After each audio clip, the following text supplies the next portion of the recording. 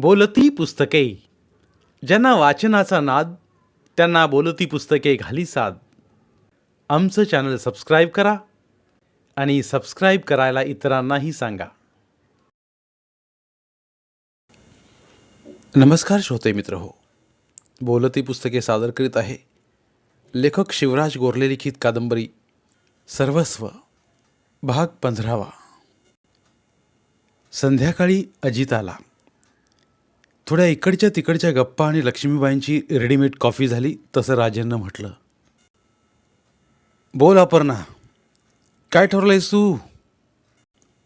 राजन, अपर्णानं म्हटलं, तू मला ज्या विचारांपर्यंत आणून ठेवलंयस, हा अजितही स्वतःच्या अनुभवातून ज्या विचारांपर्यंत येऊन पोहोचलाय तेच विचार पुढे न्यायचं ठरवलंय मी. म्हणजे नेमकं काय करणार आहेस?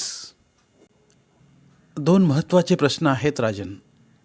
पहिला प्रश्न, प्रत्येकजण स्वतःसाठी जगत असतो आणि तेच स्वाभाविकही असतं, तरी ते क्षुद्र का लेखलं जातं, तुच्छ का मानलं जातं? आणि दुसरा, माणूस आनंदाशिवाय जगू शकत नाही, बरोबर? ॲब्सोल्युटली. मग तरीही स्वतःला आनंद नाकारणं हे उदात्त का मानलं जातं? कुठला वाद, कुठला धर्म, कुठलं तत्त्वज्ञान हे सांगतं की माणसानं आनंदात जगू नये म्हणून? मी या प्रश्नांचा शोध घेणार आहे आणि जे हाती येईल, जे समजेल उमजेल ते लोकांपर्यंत पोहोचवणार आहे. पण कसं? मी एक मासिक सुरू करणार आहे. अपर्णानं सांगून टाकलं तसे राजन अजित काहीसे विचारात पडले. म्हणजे शिकवण्याचंच काम करणार आहेस? राजननं गमतीनं म्हटलं. होय, फक्त वर्गात न शिकवता मासिकाच्या माध्यमातून. तुझा विचार चांगला आहे, पण केवळ एका मासिकानं काय होऊ शकतं? खूप काही होऊ शकतं. किर्लोस्कर मासिक हे त्याचं अगदी ठळक उदाहरण आहे. त्या मासिकानं मराठी माणसाला आधुनिक जीवनशैलीची ओळख करून दिली, नव्यानं विचार करायला शिकवलं, उद्योगी बनवलं, सुंदर समृद्ध आनंदी जगण्याची आकांक्षा निर्माण केली. पुढे स्त्री मासिकानं स्त्रियांनाही नवी दृष्टी दिली, प्रेरणा दिली. खरंय ताई, अजितनं म्हटलं, पण तो काळ वेगळा होता. आता तर लोक मराठी वाचतच नाहीत. कितीतरी मासिकं बंद पडली आहेत. फक्त दिवाळी अंक तेवढे निघतात. तुम्ही फार तर दिवाळी अंक काढू शकता. नाही, मला रेग्युलर मासिकच काढायचं आहे. पैशाची चिंता सुदैवानं आत्ता तरी नाही आहे. मी स्वतःच्या जोरावर चालवू शकेनच. पण जाहिरातींचा सपोर्ट ही सहज मिळवू शकेन मी. ते ठीक आहे, पण मासिक वाचलं गेलं पाहिजे. नक्की वाचलं जाईल, कारण आपलं मासिक वेगळं असेल. म्हणजे नेमकं कसं? स्वार्थाचा प्रचार करणारं हे मराठीतलंच काय जगातलं पहिलं मासिक असेल. राजन अजित एकमेकांकडे पाहू लागले. एक प्रश्न विचारू? राजननं म्हटलं. जरूर, अपर्णा उत्तरली. स्वार्थाचा प्रचार कशाला करायला हवा? तो सगळ्यांनाच कळतो. मला तसं वाटत नाही. लोकांनी स्वार्थाचा चुकीचा अर्थ लावून घेतला आहे. स्वतःच्या पोळीवर तूप उडून घेणं, तेही शक्यतो दुसऱ्याच्या पोळीवरचं. मला हा स्वार्थ अभिप्रेत नाही आहे. स्वार्थ जितका स्वाभाविक तितकाच तो प्रामाणिक असायला हवा. त्याचा गिल्ट वाटणारा नाही असा स्वार्थ हवा. गिल्ट वाटायचं कारणच नाही, अजितनं म्हटलं. स्वार्थाचा अगदी साधा अर्थ आहे स्वतःचं हित. ते साधण्यात गैर काय आहे? एक्झॅक्टली. पण गंमत अशी आहे की अनेकदा प्रामाणिक माणसांनाही स्वतःचं हित कळतंच असं नाही. तसं असतं तर मी आणि तू आपण इतकी वर्ष आप्पांचं अनुकरण करण्यातच का धन्यता मानत होतो? स्वतःच्या विचारांनी, स्वतःच्या प्रामाणिक हितासाठी आणि स्वतःच्या खऱ्याखुऱ्या आनंदासाठी जगणं हा आपल्या स्वार्थाचा अर्थ आहे, जो कदाचित पुन्हा एकदा नव्यानं समजून घ्यायला हवा. इंग्रजीत एक छान शब्द आहे, नुसता सेल्फ इंटरेस्ट नव्हे, तर एनलायटन्ड सेल्फ इंटरेस्ट. मराठीत त्याला काय म्हणता येईल? राजेनं प्रश्न केला. सुजान स्वार्थ म्हटलं तर? अजितनं म्हटलं. परफेक्ट, अपर्णानं उत्साहानं म्हटलं. माझ्या मासिकातून मी सुजान स्वार्थाचाच प्रचार करेन. तेही इतकं सोपं नाही अपर्णा, राजननं म्हटलं. देव, देश, धर्म, समाज, अध्यात्म बरेच मातब्बर प्रतिस्पर्धी आहेत. तुला चांगलाच लढा द्यावा लागेल. देईन मी, तुमची साथ असेल तर. हा काय प्रश्न झाला? ही तुझ्या एकटीची नाही, आपल्या तिघांची लढाई असेल, राजननं म्हटलं. मी तर म्हणतो फक्त तिघांचीही नाही. जो जो स्वतःच्या विचारांनी स्वतःच्या आनंदासाठी जगू इच्छितो अशा प्रत्येकाची लढाई असेल ही. आणि म्हणूनच मला प्रतिसादाची खात्री आहे, अपर्णानं म्हटलं. प्रॉब्लेम असा आहे ताई, लोकांना हल्ली सगळं कसं चटपटीत हलकं फुलकं हवं असतं. वैचारिक साहित्य, तत्त्वज्ञान कोण वाचणार? तोच तर आपल्या पुढचा चॅलेंज आहे. मला खात्री आहे जे स्वतःच्या हिताचं आहे ते लोक वाचतीलच. फक्त शक्य तितक्या सोप्या शैलीत ते मांडावं लागेल एवढंच. अर्थात मला माहिती आहे तेही सोपं नाही आहे, पण म्हणून तर ते करण्यात मौज आहे. खरं सांगू, गेली 6 वर्षे मी आदर्श भारतीसाठी स्वतःला झोकून दिलं होतं. आता मी रिकामी बसू शकत नाही. मला एखादं नवं मिशनच हवं होतं, ते मला मिळालं आहे. नाव काय असेल तुझ्या मिशनचं? आय मीन नव्या मासिकाचं, राजननं प्रश्न केला. आपल्या नव्या मासिकाचं नाव असेल मनसोक्त. राजन मनापासून हसला. मस्तच, अजित उद्गारला. मालक, मुद्रक, प्रकाशक आणि संपादक अपर्णा करंदीकर, राजननं म्हटलं. सहाय्यक संपादक अजित परदेशी, अपर्णानं म्हटलं. आणि राजनचं काय? अजितनं प्रश्न केला. राजन चौधरी असतील मनसोक्तचे एकमेव सल्लागार, अपर्णा उत्तरली. भलतंच काय? राजनं तत्काळ कल्पना खोडून काढत म्हटलं. का नाही? अपर्णानं प्रश्न केला. वेडी आहेस का? मी आजवर आयुष्यात कधी लेखन केलेलं नाही, संपादन केलेलं नाही. मला कसला अनुभव नाही आहे. असं म्हणू नकोस. म्हणजे लोकांना सल्ला देण्यात तू अगदी पटाईत आहेस, ती गोष्ट वेगळी अपर्णा. हे एक सिरियस काम आहे. आपण काही ज्येष्ठ मंडळींना, विचारवंतांना विनंती करून पाहू. हे बघ राजन, ज्येष्ठ विचारवंताचे लेख जरूर घेऊ आपण, पण मला सल्लागार म्हणून तूच हवा आहेस. का? कारण तुझ्याखेरीज माझा कुणावरही पूर्ण विश्वास नाही. त्यावर राजनला काय बोलावं समजेना. आणि तुला काय प्रॉब्लेम आहे? अपर्णानं म्हटलं. अंकाची सगळी जबाबदारी तर मीच घेणार आहे. फक्त मला आवश्यक वाटेल तेव्हा तुझ्याशी चर्चा करेन, एवढंच. ते ठीक आहे, पण तुला भीती वाटते का? अपर्णानं जरा खोचकत स्वरात विचारलं. भीती? कसली? उद्या मासिकावरून काही वाद झाला तर तू गोत्यात येशील याची? राजन फक्त हसला. ह्याचीही काळजी करू नकोस. अशा सर्व वादांची जबाबदारी फक्त माझ्यावर असेल, असं प्रत्येक अंकात जाहीर करेन मी. मग तर झालं. मग काय उपयोग आहे? म्हणजे माझं नाव काय फक्त शोभेला वापरणार का तू? तुला काय म्हणायचंय? सर्व वादांची जबाबदारी फक्त राजन चौधरी यांची असेल असं जाहीर करणार असशील तर माझी तयारी आहे. होईल मी मनसोक्तचा सल्लागार.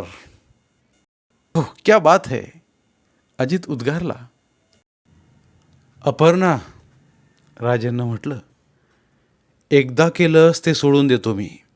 पुन्हा असं करू नकोस. अगं बाई, काय केलं मी? तू मला पळपुट्या ठरवायचा प्रयत्न केलास.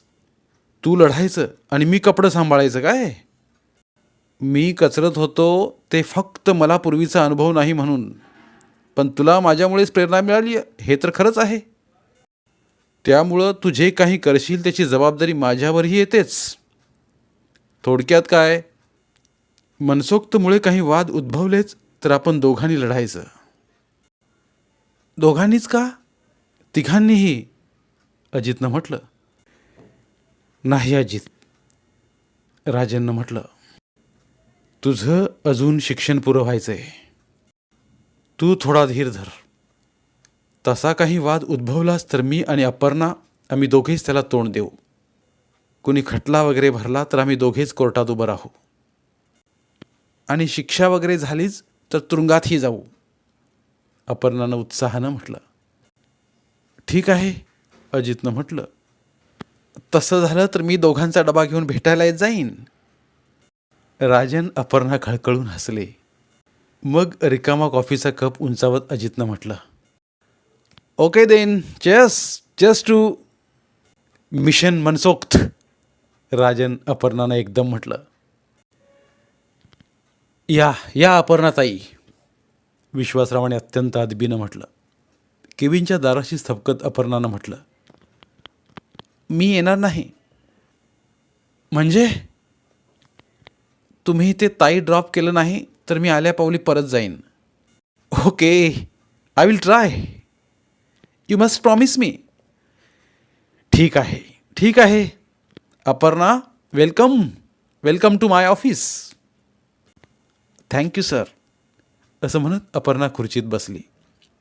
बसता बसता केबिन निहाळून तिनं म्हटलं. राजन म्हणत होता ते खरं आहे. तुमची केबिन खूपच छान आहे. आवडली तुम्हाला? आय मीन तुला? अर्थात. दुसरी गोष्ट म्हणजे? बोल ना. केबिन तुम्हाला अगदी शोभेलशी आहे. ओह थँक्स. अपर्णाची नजर अजूनही केबिनवर भिरभिरत होती.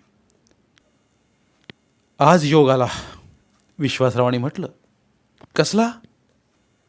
तुझे पाय माझ्या कंपनीला लागण्याचा. त्यात माझा स्वार्थच आहे. तुझं कारण कोणतंही असो, तू आलीस यात आनंदच आहे. खरं सांगू? खरंच सांग. मला राजनचा हेवा वाटू लागला आहे. का बुवा? तो आता रोज इथे येणार, तुमच्यासोबत या तुमच्या उद्योग विश्वात वावरणार. तुम्हाला एखादी पर्सनल असिस्टंट हवी असेल तर मी केव्हाही तयार आहे. हां. विश्वासराव हसले. मी काय वेडा आहे का? त्यांनी म्हटलं. म्हणजे मला ते काम जमणार नाही असं म्हणायचं आहे तुम्हाला? अजिबात नाही तसं. त्यापेक्षा तुझ्या हातून बरंच मोठं काही काम होऊ शकतं, माझी खात्री आहे तशी. बरं विश्वासराव, आपण आता कामाचंच बोलूया. बोल ना. आप्पांनी तुम्हाला संस्थेच्या अध्यक्षपदाचा प्रस्ताव दिला होता, त्यावर काय विचार केलाय तुम्ही? बराच विचार केला मी त्यावर. काही जणांशी चर्चाही केली. अपर्णा, आप्पा अतिशय जेन्युइन आहेत यात शंकाच नाही. त्यांची स्वप्नही मोठी आहेत. गेल्या 30-35 वर्षात खूप काही कामही उभं केलं आहे त्यांनी. पण काय? जसे तुला काही प्रश्न पडले आहेत तसे मलाही पडले आहेत. संस्थेची उद्दिष्टे चांगली असली तरी ती आजच्या काळात व्यवहार्य आहेत का, हा तर प्रश्न आहेच. पण जी काही उद्दिष्ट आहेत तीही पूर्ण वादातीत नाहीत. कार्यशैलीबद्दल ही बरीच जाणती मंडळी संशयक आहेत. मुलांना उपासनेची सक्ती करायला लावावी का, त्यांना प्रतिज्ञा घ्यायला लावाव्यात का, असे काही प्रश्न आहेत. एक मुद्दा तर मला फारच अवघड वाटतो. कुठला? आप्पा स्वतः अविवाहित आहेत, हे ठीक आहे. पण या पुढचा संस्थेचा प्रत्येक संचालक संन्यासीच असला पाहिजे अशी अट घातली आहे त्यांनी. तसं कलमच आहे संस्थेच्या घटनेत. हे मी तुला बोललोही होतो. पण हा संन्यासी कसा हवा ते ऐक. त्याचा म्हणे सतत ईश्वर तत्वांशी संवाद चालू असला पाहिजे. हे सगळं नियमात लिहिलंय त्यांनी. मला हेच कळत नाही, एखाद्याचा ईश्वर तत्वांशी संवाद चालू आहे की नाही हे ठरवायचं कसं? अध्यात्म हे असं काही नियमात आणि अटीत बसवता येतं का? संन्यासी असे तयार करता येतात का? I don't know. ह्या सगळ्याचा मला काही उलगडा होत नाही. ते योग्य अयोग्य मी काही ठरवू शकत नाही.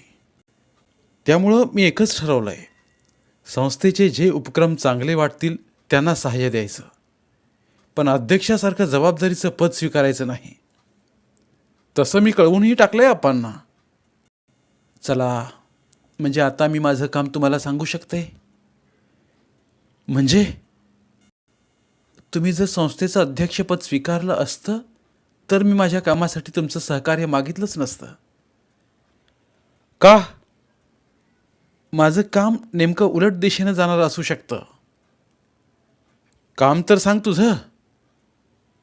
विश्वासराव, मी एक मासिक सुरू करते, मनसोक्त नावाचं.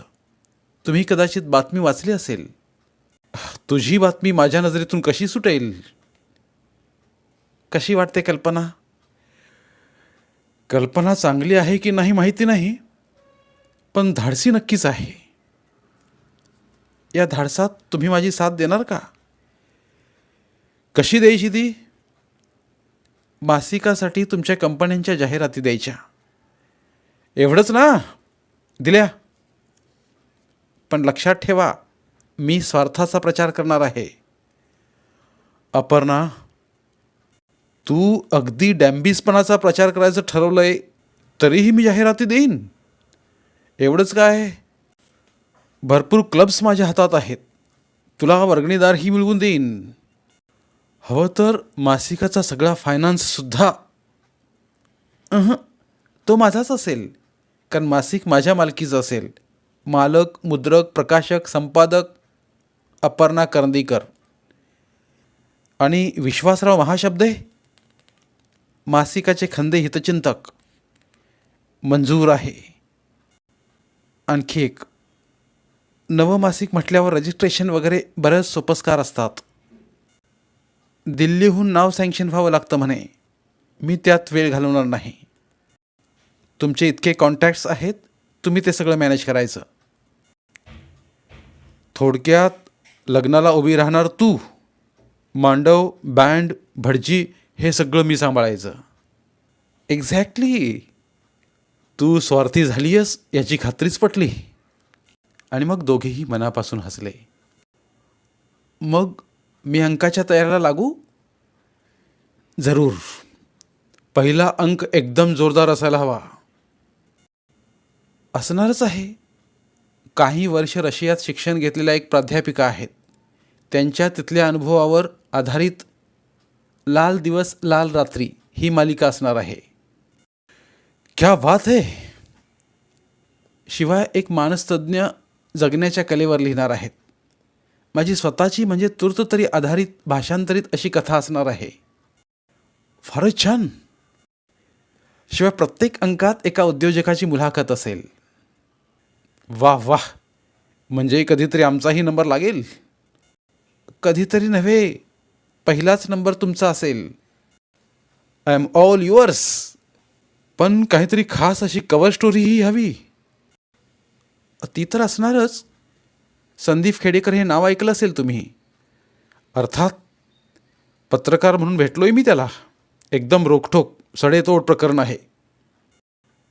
तो 10 वर्ष आदर्श भारतीत होता. पुढे आणीबाणीत तुरुंगातही गेला होता तो.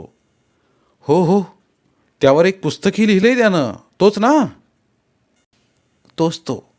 त्यानं आप्पांना उद्देशून लिहिलेलं पत्र असणार आहे, मनसोखच्या पहिल्या अंकात. ग्रेट. मलाही वाचायला आवडेल ते. बरं एक सांगू, तू चहा घेऊन जाणार की तशीच पळतेस? असं का विचारताय? माझं म्हणणं, तेवढाही वेळ घालवू नकोस. ताबडतोब अंकाच्या तयारीला लाग. All the best. विश्वासरावांनी शेकँडसाठी हात पुढे केला. तो हातात घेत अपर्णानं मनापासून म्हटलं, थँक्स. हेही पुन्हा सांगतो. विश्वासरावांनी म्हटलं, हे एक धाडसच करतेस तू. पण जराही डगमगू नकोस. राजन इतकाच मीही तुझ्या पाठीशी आहे हे विसरू नकोस. एका आदर्श भारतीयाचं मनोगत. प्रिय आप्पा, काही काळ तुम्ही स्थापन केलेल्या आदर्श भारती प्रशालेच्या मुख्याध्यापिका आणि तुमच्या मानसकन्या असलेल्या अपर्णाताईंनी एका नव्या विचारानं सुरू केलेल्या मनसोक्त या मासिकाचा हा पहिलाच अंक आहे. अपर्णाताईंनी प्रशाला सोडली. युवकांमधील तुमच्या लाडक्या त्रिकुटांपैकी एक असलेल्या अजित परदेशीनं ही संस्था सोडली. एक आदर्श मानली गेलेली संस्था सोडावीशी का वाटते? गुरुतुल्य अप्पांपासून दूर जावं असं का वाटतं? 10 वर्ष तुमच्या सहवासात असलेल्या मला संस्था का सोडावी लागली? त्या संदर्भातले आमचे अनुभव, आमची भूमिका लोकांपर्यंत पोहोचवण्याचा हा एक छोटासा प्रयत्न आहे. आप्पा, आम्हा सर्वांनाच तुमच्याविषयी आजही नितांत आदर आहे.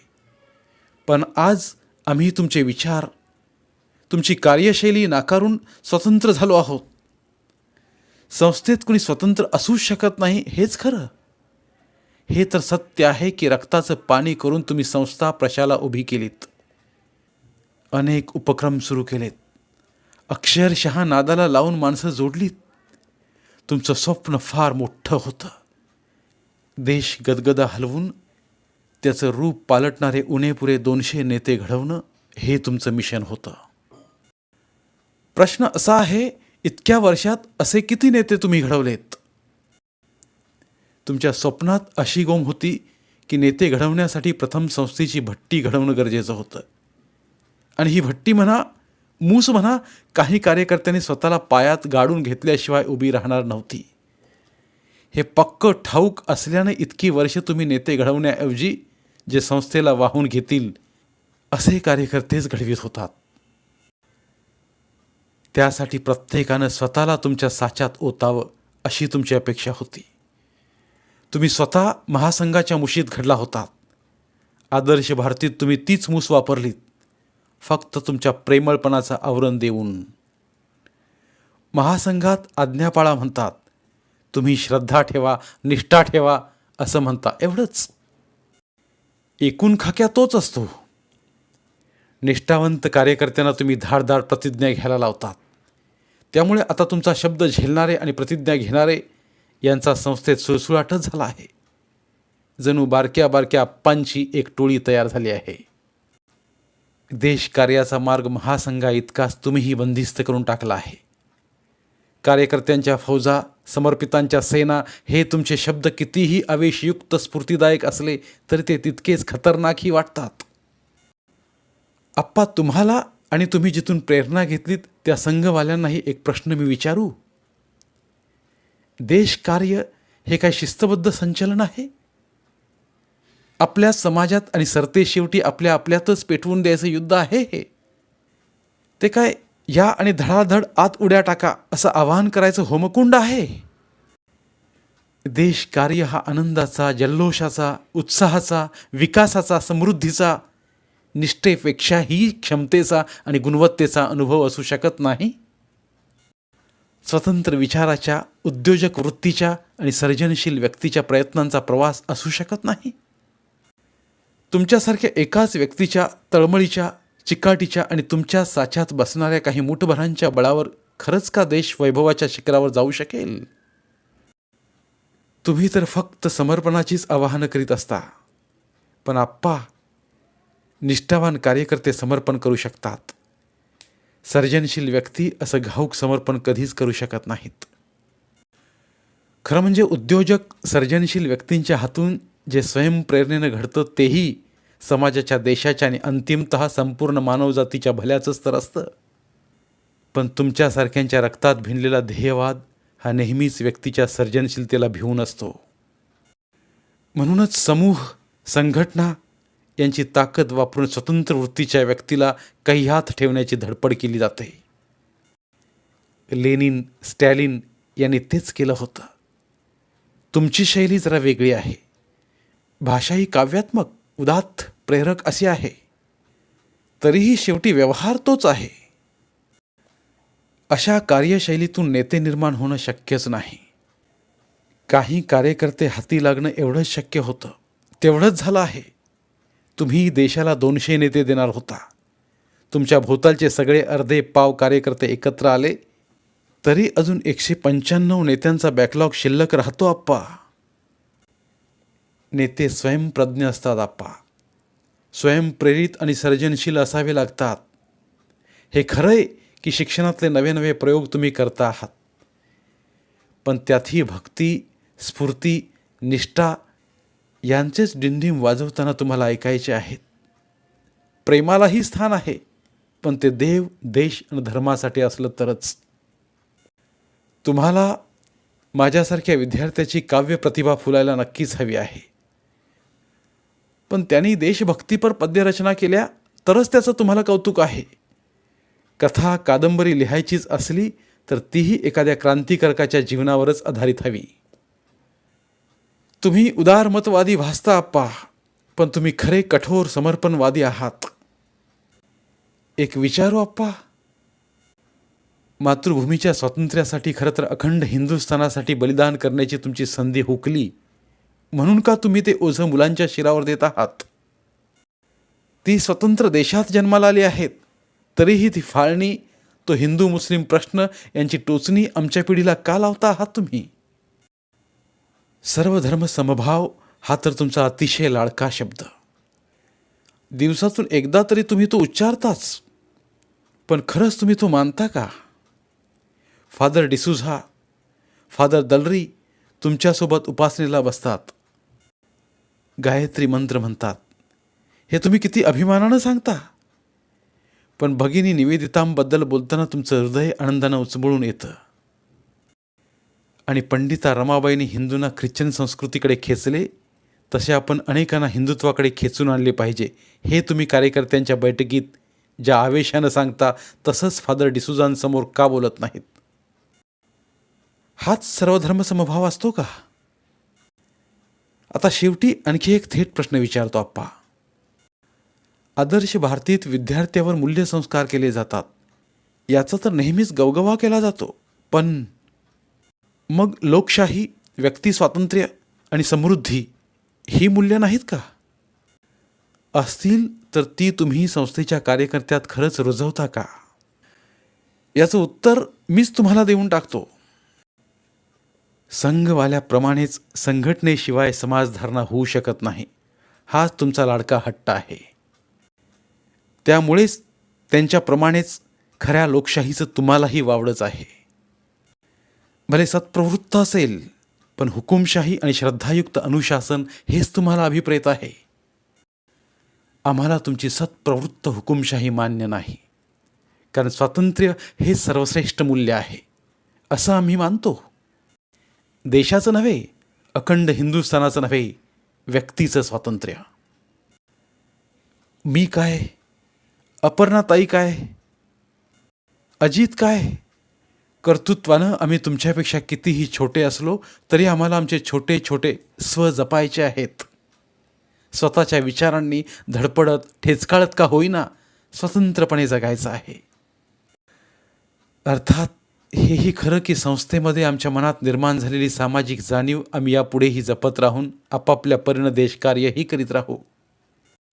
पण त्यासाठी तुम्ही देऊ केलेली रेडीमेड स्वप्न आम्हाला नको आहेत.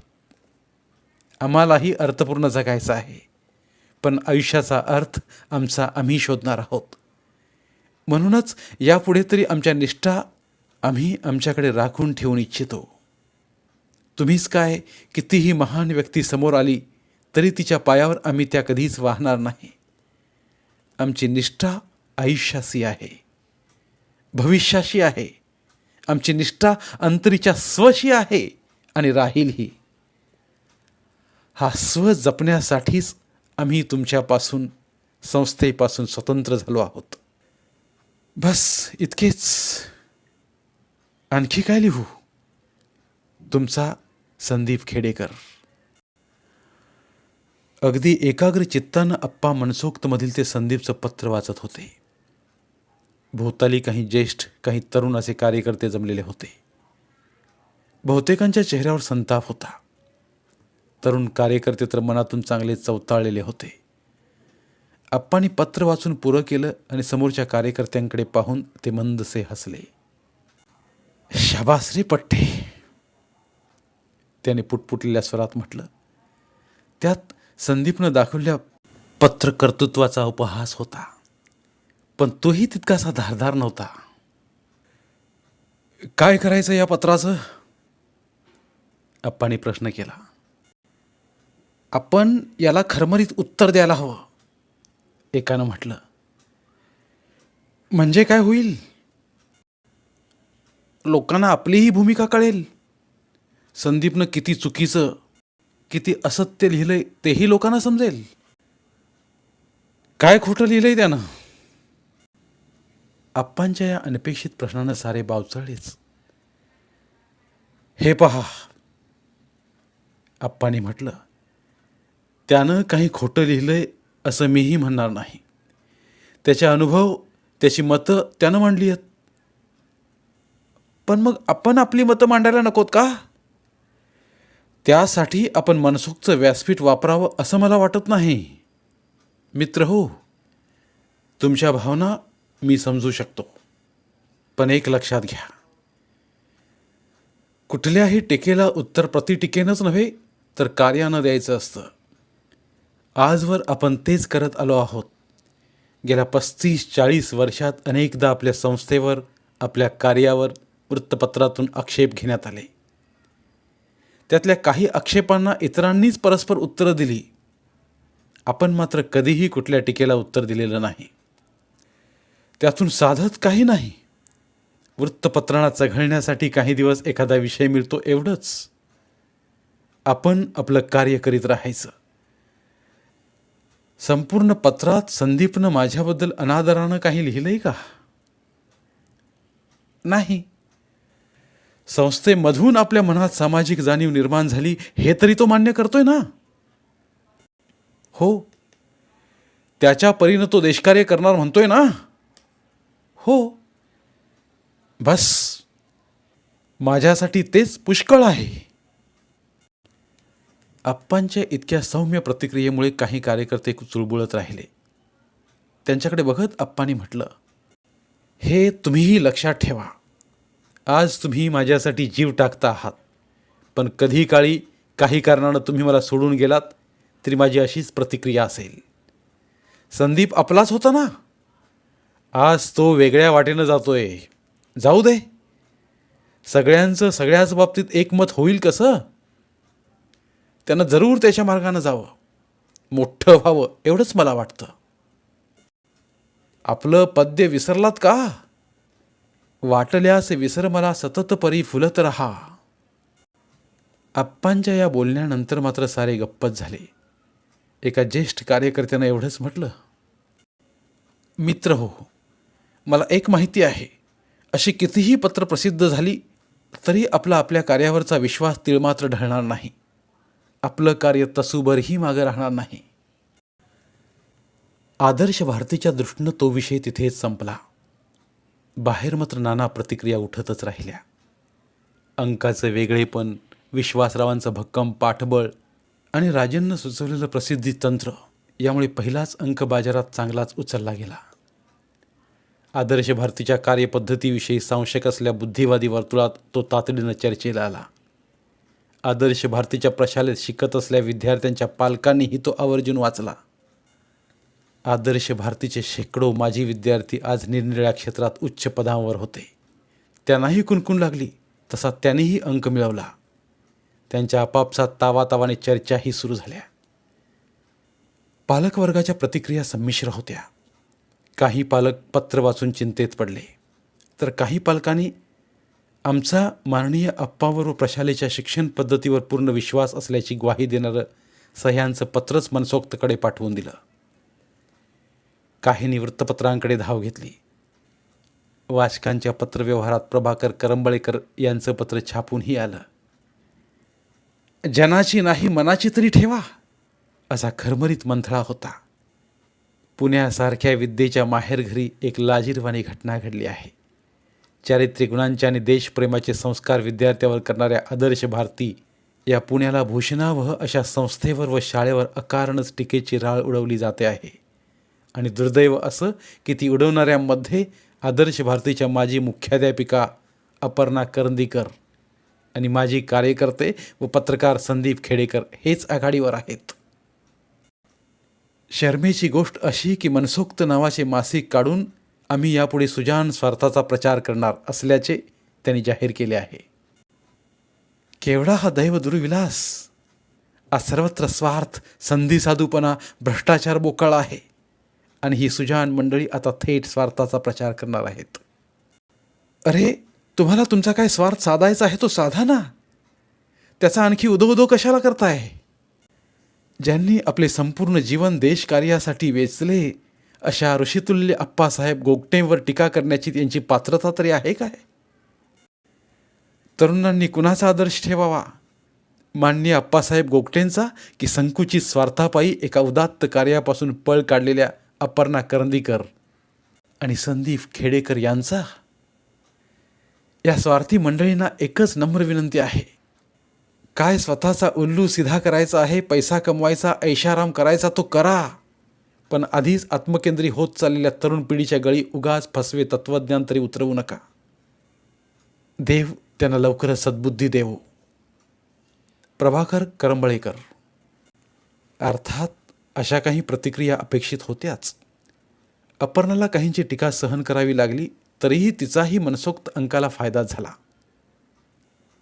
वाचकांनी सगळी मते, सगळेच मुद्दे मान्य करावेत किंवा ते त्यांच्या गळी उतरवावेत ही अपर्णाची अपेक्षा नव्हतीच. ते वाचले जावेत, त्यावर विचार केला जावा एवढंच अपेक्षित होतं आणि ते निश्चित घडलं होतं. त्यामुळे मनसोक्तच्या चमूला हुरूपच आला होता. बंगल्याच्या आउट हाऊसमध्ये थाटलेल्या मनसोक्तच्या कार्यालयात तिघे गप्पा मारत बसले होते. आता पुढच्या अंकाच्या तयारीला लागायचं होतं. त्याची चर्चा सुरू होती. ही 3-4 पत्र आली आहेत, अपर्णानं म्हटलं. कुणाचे आहेत? राजेंनं प्रश्न केला. प्रशालेच्या माजी विद्यार्थ्यांची पत्र आहेत, शाळेबद्दलची पालकांची काही पत्र आहेत, अप्पांविषयीची. सगळी छापणार आहेस? ही 2 छापण्यासारखी आहेत. ठीक आहे, ती दे पुढच्या अंकात. पण मला काय वाटतं सांगू? बोल ना. आदर्श भारती काय किंवा अप्पा काय, आपण एक प्रवृत्ती म्हणून घेतली होती. व्यक्तिशः अप्पामध्ये आपल्याला आणखी काही इंटरेस्ट असायचं कारणच नाही. मलाही तसंच वाटतं, अजितनं म्हटलं. म्हणून आदर्श भारती आणि अप्पासाहेब गोगटे हे विषय ओलांडून आपण पुढे जायला हवं, राजेंना म्हटलं. तुझं म्हणणं मला अगदी मान्य आहे. फक्त एवढंच की, अपर्णा बोलत होती. तेवढ्यात फोन वाजला. अपर्णानं तो उचलला तसा तिकडून एक करकरीत आवाज आला. नमस्कार, आपणच अपर्णा करंदीकर? हो नमस्कार. आपण? मी अनंत जोगळेकर बोलतोय, राष्ट्रीय महासंघाच्या कार्यालयातून. अपर्णा किंचित चमकलीच. तिचे डोळे विस्फारले गेले, भुवया उंचावल्या गेल्या. तसे राजन, अजित तिच्याकडे बघतच राहिले. हां हां बोला, अपर्णानं सौजन्यपूर्ण स्वरात म्हटलं. तुमच्या अंकातलं संदीप खेडेकरचं पत्र वाचलं आम्ही. पत्र त्यांनी आदर्श भारतीला उद्देशून लिहिलंय किंवा खरं तर अप्पासाहेब गोगटेंना? बरोबर आहे, पण त्यात राष्ट्रीय महासंघाचा बराच संदर्भ आहे. हो खरं आहे. या पत्राला उत्तर देणं न देणं हा तसा अप्पासाहेबांचा प्रश्न आहे, पण संघाच्या संदर्भात जे मुद्दे उपस्थित झाले आहेत त्यांचा विचार व्हायला हवा, नाही का? मान्य आहे. पहिली गोष्ट अशी की संदीप खेडेकरांचं मुख्य आक्षेप अप्पांच्या कार्यशैली संदर्भातच आहे. हे तर खरंच की अप्पांच्या शैलीवर संघाचा काही प्रभाव असणारच, पण हेही तितकंच खरं की अप्पांच्या काही कल्पना मान्य न झाल्यामुळेच अप्पांनी संघ सोडला होता. म्हणजे त्यांच्या काही कल्पना या संघ विचारात बसणाऱ्या नाहीत हे स्पष्ट होतं. खरं आहे, पण पत्रात ते पुरेसं स्पष्ट झालेलं नाही आहे. उलट बहुतेक खटकणाऱ्या गोष्टी या संघाच्या अप्पावरील प्रभावामुळेच आल्या आहेत असं सूचित केलं गेलंय. I see. त्याहीपेक्षा म्हणजे महत्त्व कुठल्या व्यक्तीला नसावं, विचारांना असावं. पत्रात हिंदुत्ववादाविषयी जे काही प्रत्यक्ष अप्रत्यक्ष उल्लेख आहेत त्यातून गैरसमज आणि गोंधळच होतो आहे. हिंदुत्ववादाविषयी अगोदरच पुष्कळ गैरसमज आहेत, त्यात आणखी ही भर कशाला? मग आपण काय करू शकतो? अपर्णाताई, हिंदुत्ववाद हा संघाचा आत्मा आहे आणि तोच या देशाच्या नव्हे तर संपूर्ण जगाच्या भल्याचा आहे. हे आम्ही खात्रीनं सांगू शकतो, पटवूनही देऊ शकतो. त्यासाठी तो वाचकांपर्यंत स्पष्ट निसंदिग्ध स्वरूपात यायला हवा. तेव्हा आमची इच्छा अशी आहे की तुमच्या पुढच्या अंकात आमची भूमिकाही तुम्ही प्रकाशित करावी. अगदी अवश्य. तसं करायला मला आनंदच वाटेल. धन्यवाद. तुम्ही इतक्या चटकन तयार व्हाल अशी अपेक्षा नव्हती. का बरं? तुम्ही स्वार्थाचा प्रचार करायचा ठरवला आहे. देशाचा धर्माचा विचार त्यात बसू शकतो का? बसायला हरकत नाही, म्हणून तर आम्ही सुजाण स्वार्थ म्हणतो आहोत. आनंद आहे. तेव्हा आता आमच्या हिंदुत्वात तुमचा सुजाण स्वार्थ बसतो का याचाही विचार करा. अवश्य. त्या संदर्भात आपण केव्हा बोलू शकतो? चर्चेसाठी तुम्ही कुणाला पाठवू शकाल का? जरूर, उद्याच पाठवते. अजित परदेशी हे आमचे सहाय्यक संपादक आहेत. तेच येतील तुम्हाला भेटायला. उद्या फोन करून ते भेटीची वेळ ठरवतील. तुम्ही दिलेल्या प्रतिसादाबद्दल धन्यवाद. अपर्णानं फोन ठेवला आणि ती गालातल्या गालात हसतच राहिली. ताई, कुणाचा फोन होता? अजितनं विचारलं. उद्या कुणाकडे पाठवताय तुम्ही मला? उद्या मी तुला राष्ट्रीय महासंघाच्या कार्यालयात पाठवत आहे. त्यांच्या प्रवक्त्याची मुलाखत घेऊन ती पुढच्या अंकात प्रकाशित करायची आहे. ग्रेट, अजितनं म्हटलं. आपण योग्य दिशेने चाललो आहोत. म्हणजे? अपर्णानं प्रश्न केला. ताई, आदर्श भारती हा छोटा मासा होता. RMS हा मोठा मासा आहे. पहिल्या झटक्यातच मोठा मासा आपल्या गळाला लागला आहे. एवढ्यात हुरळून जाऊ नकोस अजित. त्यांच्या हिंदुत्ववादाला आपण काय उत्तर देणार आहोत तेही ठरवावं लागेल. No problem. आधी समजून तर घेऊ. त्यातलं जे पटणार नाही त्याचा प्रतिवाद कसा करायचा नंतर ठरवू. ग्रेट. तेव्हा ताबडतोब मुलाखतीच्या तयारीला लाग. एक लक्षात ठेव, एका मुलाखतीत अख्खा हिंदुत्ववाद बसला पाहिजे. ते ठीक आहे ताई, पण तुम्ही मुलाखतीसाठी मला थेट सिंहाच्या गुहेतच पाठवताय हे विसरू नका. खरंय, कारण सिंहाच्या जबड्यात हात घालून योग्य तो मुद्देमाल काढून सही सलामत बाहेर येऊ शकणारा तूच एक बहादर आहेस. This is a challenge for you. ठीक आहे, अजितनंही गमतीनं म्हटलं. बच्चेंगे तो और भी लढेंगे. धन्यवाद. उर्वरित कादंबरी पुढील भागात. मराठीतील प्रतिभावंत लेखकांचं साहित्य, कथा, कादंबऱ्या ऐकण्यासाठी आमचं बोलती पुस्तके हे चॅनल सबस्क्राईब करा आणि मराठी साहित्याचा प्रसार करण्यासाठी प्रत्येक मराठी माणसाला सबस्क्राईब करण्यासाठी आवाहन करा आणि बोलती पुस्तके या साहित्य चळवळीत सहभागी व्हा. आपले पुन्हा एकदा धन्यवाद.